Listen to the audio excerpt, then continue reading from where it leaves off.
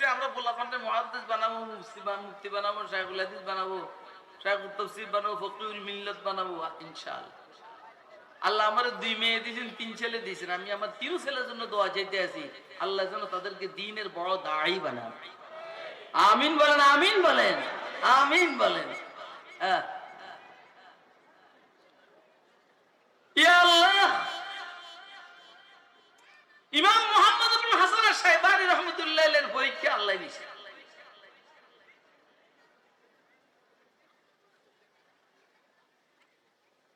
ইমাম মুহাম্মদকে আল্লাহ রাব্বুল আলামিন জিজ্ঞেস করলেন যে মুহাম্মদ তুমি আমার কাছে কি চাও?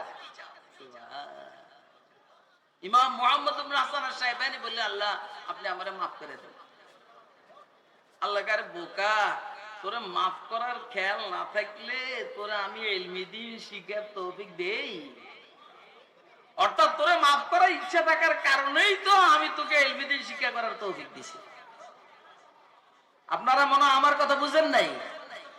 মাইয়ুরিদিল্লাহু বিহি খায়রান ইউফাক্কিহু ফিদ্দীন, যার ব্যাপারে আল্লাহ কল্যাণের ইচ্ছা করেন, খায়রুদ দুনিয়া খায়রুল আখিরাহ, দুনিয়ার কল্যাণ আখিরাতের কল্যাণের ইচ্ছা যার ব্যাপারে আল্লাহ করেন, তাকে দ্বীনের ভিতরের বুঝ দান করেন।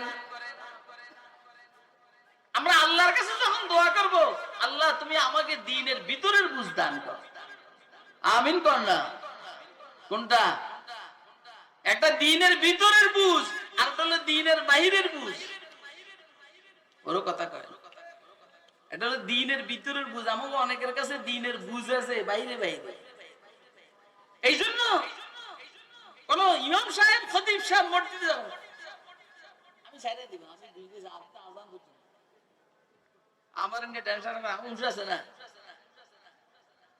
যখন মসজিদের ইমাম সাহেব আর খতিব সাহেব রাজনীতি আলোচনা করে, তখন মসজিদ কমিটির সভাপতি 30-40 চিল্লা দিছে, এ কয় যে হুজুর রাজনীতি আলোচনা করবেন না। কথা কয় না? ওই নামাজের ওয়াজ করবেন, রোজার ওয়াজ করবেন, হজের ওয়াজ করবেন, যাকাতের ওয়াজ করবেন, হুজুর পর্দার কথা কোন কা? আসলে ওর নিজের বউ পর্দা মতে চলে না। কথা কয় না? তার নিজের মেয়েও পর্দা মতে চলে না, কথা বলে না। ও ইসলামী রাজনীতির কথা শুনলে তার মাথা খারাপ হয়ে যায়। কি ভাই, রাজনীতি ইসলামের অবিচ্ছেদ্য অংশ, কথা কয় না? রাজনীতি ইসলামের অবিচ্ছেদ্য অংশ। কানাত বনু ইসরাঈল তাসুসুহুমুল আম্বিয়া কুল্লামা হালাকা নাবিয়্যুন খালাফাহু নাবিয়্যুন আখার ওয়া আন্নাহু লা নাবিয়্যা বা'দি ওয়া সায়াকুনু খুলাফা। আগের যুগের রাজনীতি পয়গম্বররা করতেন, সিয়াসত। এখন উম্মতে মুহাম্মদিয়া করবে, বিশেষ করে উলামায়ে কেরাম। ও উলামায়ে কেরাম, ও আলেমরা, এই বেটা তুই বুখারী তো শরীফের কিতাবুল মাগাজি আর কিতাবুল জিহাদ পড়ছ বেটা। এটা কেবল ইবনে হাজার ने ये फरमाया, উস্তুলানি ने ये फरमाया, আল্লামা আইনি ने फिर फरमाया। নিকটতমের মধ্যে আমাদের কি বলা হয় জানো? তকি উসমানী ने ये फरमाया, মুফতি সাঈদ আহমদ ফারুক নিয়ে পড়ে। এই দিন কেবল দরসে থাকবে বেটা। জিহাদ ইকদামি, জিহাদ দিফাই, এগুলো কই যাবে? তুমি যদি ময়দানে না আসো, আল্লাহ আমাদেরকে দর্শের মধ্যে ইলমের একাডেমিক আলোচনা করার তৌফিক দান করে, আর বাহিরের ময়দানে এর বাস্তবায়নের তৌফিক দান করে। আল্লাহ আমাদেরকে আধ্যাত্মিক জ্ঞানের সাথে বেশি বেশি সম্পৃক্ত হওয়ার তৌফিক দান করে। আর যারা জাগতিক লাইনের জ্ঞানী তাদেরকে বলবো, দোস্তরা যারা আধ্যাত্মিক লাইনের জ্ঞানী এদের সাথে সম্পর্ক রাখার তৌফিক দান করে। আপনারা সম্পর্ক রাখবেন, দেখবেন আপনার ডাক্তারির মধ্যে বরকত আসবে, আপনার রাজনীতির মধ্যে বরকত আসবে। আপনি রাজনীতি করেন তো, মৌলবীদের থেকে পরামর্শ নিয়ে রাজনীতি করবেন, রাজনীতির মধ্যে বরকত আসবে। এলোমেলো কথাবার্তা যা হয়েছে, আল্লাহ আমাদেরকে বুঝে শুনে সিদ্ধান্ত নিয়ে ইলমি কথাগুলি বুঝার, আমলি কথাগুলোকে আমল করার তৌফিক দান করুন।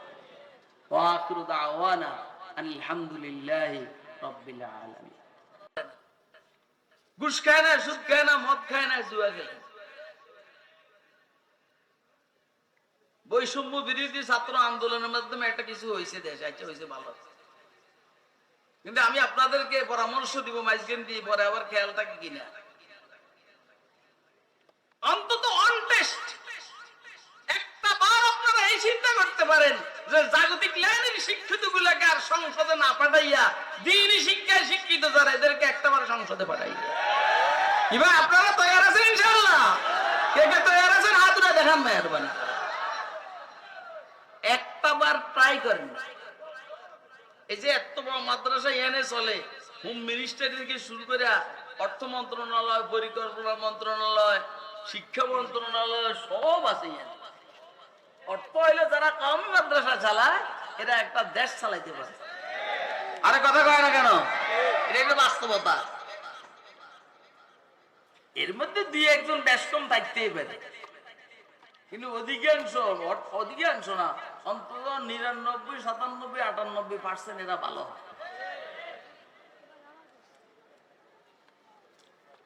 শিক্ষার একটা প্রভাব মানুষের চরিত্রের উপরে পড়ে, মানুষের ধর্মের উপরে পড়ে, মানুষের বুদ্ধির উপরে পড়ে। ভালো শিক্ষা, ভালো চরিত্র, ভালো শিক্ষা, ভালো বুদ্ধি আসতেই মাথার মধ্যে ভালো বুদ্ধি আসে, ভালো চিন্তাধারা।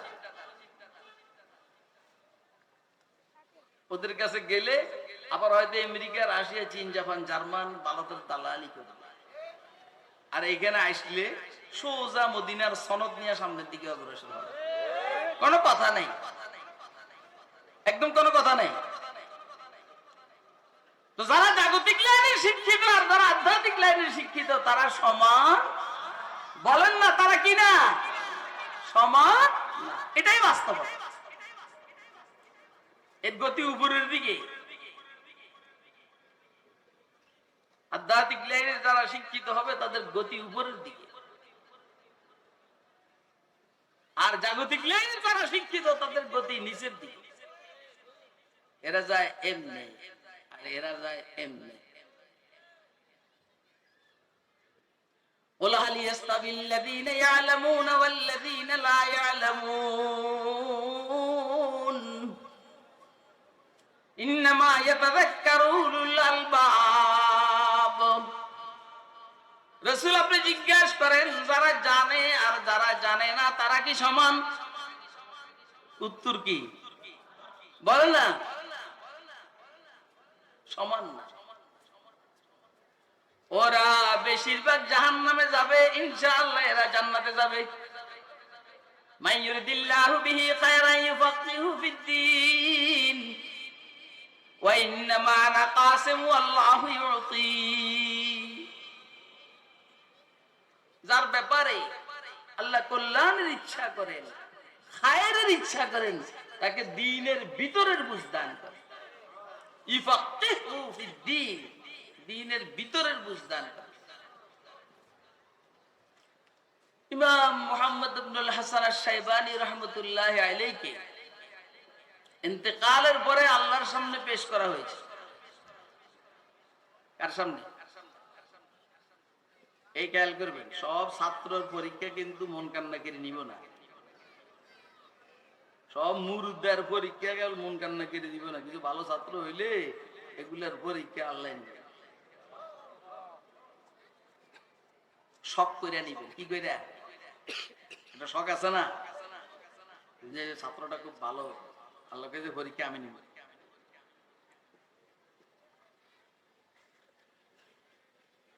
শাইখুত তাফসীর আহমদ আলী লাহোরী রাহমাতুল্লাহ আলাইহির পরীক্ষা নাকি আল্লাহ দিয়েছে। ওইখানেও কাঁদে, কবরের মধ্যে আল্লাহর সামনে পেশ করা হয়েছে আর কান্না করে। কেন? আমার দুনিয়া তো তুমি খুব কাঁদছো, এখনো কান্না করতে আছো, ব্যাপারটা কি? আল্লাহ আপনার ভয়। আর আপনারা কবেন হুজুর কবরের ভিতরে খবর আপনি কেমনি করেন, আমরা কেমনে করেন? তোরা যেমনি আমেরিকার খবর কস আর রাশিয়ার খবর কস, আমরা এমনি কবরের খবর করি।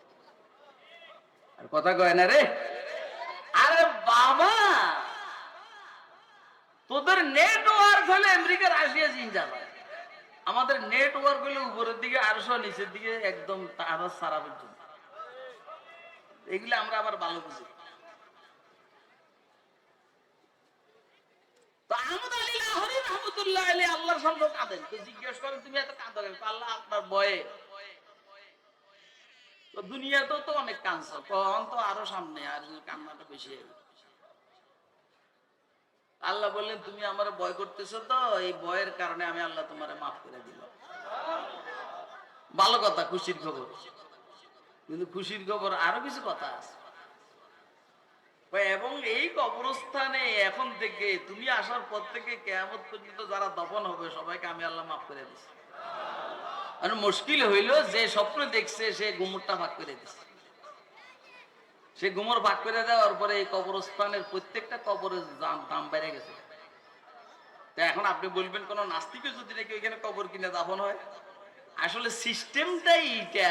কোন নাস্তিকের কপালে ঝুটবে না ওইখানে কবর কিনা খরিদ করে দাফন হওয়ার জন্য।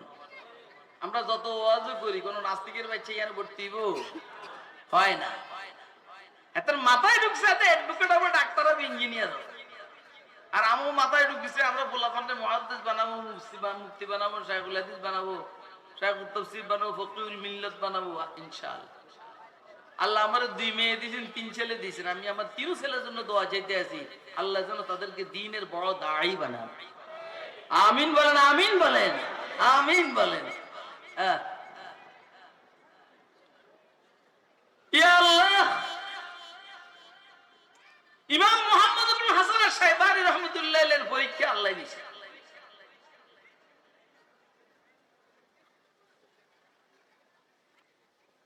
ইমাম মুহাম্মদকে আল্লাহ রাব্বুল আলামিন জিজ্ঞেস করলেন যে মুহাম্মদ তুমি আমার কাছে কি চাও? ইমাম মুহাম্মদ ইবনে হাসান আশ-শাইবানী বললেন আল্লাহ আপনি আমারে maaf করে দেন। আল্লাহ কারে বোকা, তোরে মাফ করার খেয়াল না থাকলে তোরে আমি ইলমি দ্বীন শিখার তৌফিক দেই? অর্থাৎ তোরে মাফ করার ইচ্ছা থাকার কারণেই তো আমি তোকে ইলমি দ্বীন শিক্ষা করার তৌফিক দিছি। আপনারা মনে হয় আমার কথা বুঝেন নাই। মাইয়ুরিদিল্লাহু বিহি খায়রান ইউফাক্কিহু ফিদ্দীন, যার ব্যাপারে আল্লাহ কল্যাণের ইচ্ছা করেন, খায়রুদ দুনিয়া খায়রুল আখিরাহ, দুনিয়ার কল্যাণ আখিরাতের কল্যাণের ইচ্ছা যার ব্যাপারে আল্লাহ করেন, তাকে দ্বীনের ভিতরের বুঝ দান করেন। আমরা আল্লাহর কাছে যখন দোয়া করব, আল্লাহ তুমি আমাকে দ্বীনের ভিতরের বুঝ দান করো, আমিন কর না। কোনটা? একটা দ্বীনের ভিতরের বুঝ, আর একটা হলো দ্বীনের বাহিরের বুঝ। ওর কথা কয়, এটা হলো দ্বীনের ভিতরের বুঝ। আমাকে অনেকের কাছে দ্বীনের বুঝ আছে বাইরে বাইরে। এই জন্য কোন ইমাম সাহেব, খতিব সাহেব মসজিদে যাবেন, আমি সাইডে দিব, আমি বুঝতে আরেকটা আযান করছি, আমার নিয়ে টেনশন আছে না। যখন মসজিদের ইমাম সাহেব আর খতিব সাহেব রাজনীতি আলোচনা করে, তখন মসজিদ কমিটির সভাপতি এত বড় জুব্বা 30-40 চিল্লা দিছে, এ কয় যে হুজুর রাজনীতি আলোচনা করবেন না। কথা কয় না?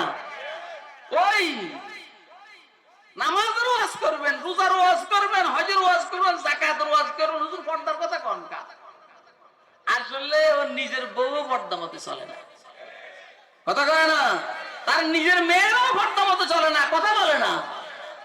ও ইসলামী রাজনীতির কথা শুনলে তার মাথা খারাপ হয়ে যায়।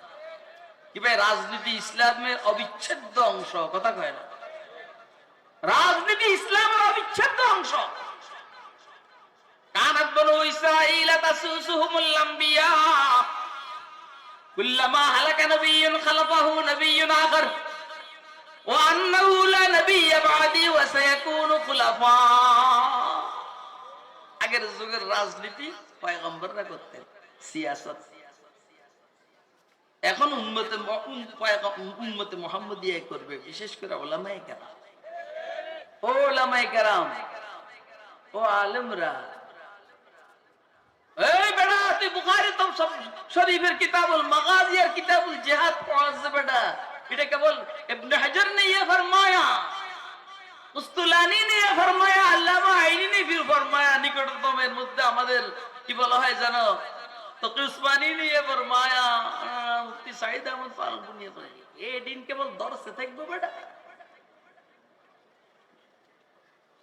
জিহাদ ইকদামি, জিহাদ দিফাই, এগুলো কই যাবে? তুমি যদি ময়দানে না আসো, আল্লাহ আমাদেরকে দর্শের মধ্যে ইলমের একাডেমিক আলোচনা করার তৌফিক দান করে, আর বাহিরের ময়দানে এর বাস্তবায়নের তৌফিক দান করে। আল্লাহ আমাদেরকে আধ্যাত্মিক জ্ঞানের সাথে বেশি বেশি সম্পৃক্ত হওয়ার তৌফিক দান করে। আর যারা জাগতিক লাইনের জ্ঞানী তাদেরকে বলবো, দোস্তরা যারা আধ্যাত্মিক লাইনের জ্ঞানী এদের সাথে সম্পর্ক রাখার তৌফিক দান করে। আপনারা সম্পর্ক রাখবেন, দেখবেন আপনার ডাক্তারির মধ্যে বরকত আসবে, আপনার রাজনীতির মধ্যে বরকত আসবে।